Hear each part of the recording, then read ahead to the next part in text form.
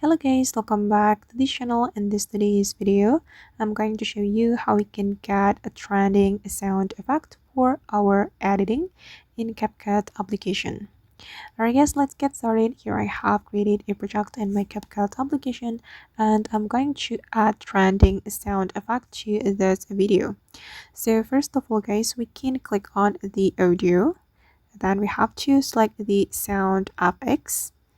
Alright, and here you have to go to the trend category. In this trend category, you will be able to access a lot of effects you can use for your editing in CapCut. And before you apply the sound effect or before you add the sound effect to your video, you can download it first. So you just need to click on this download icon to download it like this. And if you want to add it, you just need to click on this plus button. And for example, I'm going to add this punch sound. Okay, and this is the sound effect.